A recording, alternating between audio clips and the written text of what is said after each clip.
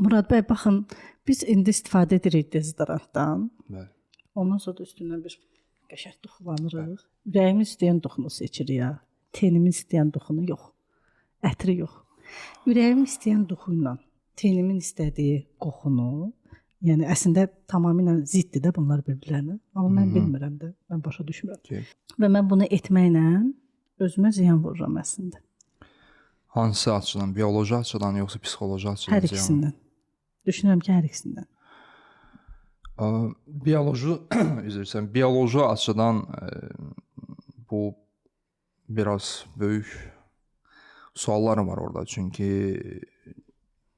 tam cavab vermək olmur. Yəni bütün ətirlər zərərlidirmi, zərərli deyilmi və yaxud ki, ətirlər tam olaraq zərərlidirmi? Bu biraz bunun üçün əlimizdə bir araşdırma olmalıdır, bir sənəd olmalıdır. Amma təbii ki, ətirlər ümumiyyətlə ya çox istifadə etdikdə və yaxud ki, məxsusi olaraq hansısa bir ingrediyentə, ətrin tərkibində olan bizim həssasiyyətimiz ola bilər, allergiya yarana bilər və s. və s. Amma ümumilikdə ətir bizim biologiyamıza, anatomiyamıza ziyandırmı, deyilmi, mən belə düşünmürəm.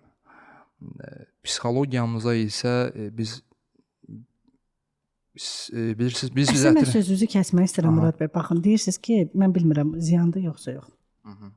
Amma biz hansısa bir orqanımızı artıq işləməsinin fəaliyyətini dayandırırıqsa, yəni öz qoxumun, öz bədən tenimin qoxusunu mənim partnyorum hiss edə bilmirsə, bu ziyan deyilmi? Yəni mən o partnyorumla yolda rastlaşa bilərdim. Mən ətir vurmuşam deyirəm, mən rastlaşmıram. Partnyorumu azdırıram da orada, qoxumla azdırıram belə deyim. Axı biz günümüzdə partnyoru qoxu ilə seçmirik, bayaq dediyim kimi. Biz başqa şeylərlə. Onun maaşına baxırıq, onun geyiminə baxırıq, onun xarici görünüşünə baxırıq. Biz qoxu ilə partnyor seçmirik. Amma bir insan bizim partnyorumuz olduqdan sonra artıq, bir müddətdən sonra təbii ki, onun qoxusu bizim üçün doğmalaşır və yəqin ki, irəlidə bu sualları verəcəydiniz və onun qoxusu bizdə müəyyən hormonların yüksəlməyinə səbəb ola bilər. Amma hal-hazırda biz qoxu ilə partnyor seçmirik. Bu yoxdur bizdə. Psixoloji olaraq demək istirdim bayaqları. Psixoloji olaraq əslində tam tərsi biz özümüzü rahatlatmağa çalışırıq. Biz özümüzü mütmain etməyə çalışırıq qoxu ilə. O halda bizim ziyanımız ola bilər ki, o qoxu ilə bağlı nəsə psixoatriyamiz var. O zaman tamam başqa effekt verə bilər. Burada Prus fenomeni bunu çox gözəl izah eləyir ki, qoxu duyğuları, yəni xatirələri canlandıran, duyğusal olaraq canlandıran ən güclü vasitədir.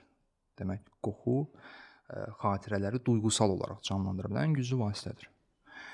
Bu baxımdan pis qoxular bizi neqativə kökləyə bilər, amma tam tərsi yaxşı qoxular hansısa gözəl xatirələrimizi canlandıra bilər. Bağça qoxusu dediniz bayaqlar. Bağça qoxusu ola bilər və yaxud da ki, mən məsəl üçün hələ də yadımdadır. İndi düzdür, məktəblərdə elə şey yoxdur, amma bizim vaxtımızda məktəblərin yerinə salyarka ilə silirlər. Mən də yadımdadır. Feraşki qoxusudur. Bəli. Yəni orada bufetdəki o yağın iyisi. Bəli, məsələn o mənə məktəbi xatırladır bir mənalı şəkildə və mən məktəbi sevirdimsə, pozitivə kökləyir. Yox, mən məktəbdən, dərslərdən qaçırdımsa, oxumağa meyilli deyildimsə, təbii ki, mən neqativə kökləyəcək, sıxacaq məni. Bəli. Hətta burada vurğulamaq istəyirəm ki, idman zalının özündə bir iyi vardı, topların da bir qoxusu vardı. Bəli. Bunlar hamısı bizdə yəni bir fayl kimi, bir qovluq kimi bizim beynimizdə, bizim yaddaşımızda hamısı onların öz yeri var, hamısı açılıb və həmin qoxunu biz yenidən duyduqda o qovluq açılır və nə duymuşduqsa o dövrdə, o periodda, o situasiyada eyni duyğuları özümüzdən asılı olmadan yenidən hiss edirik.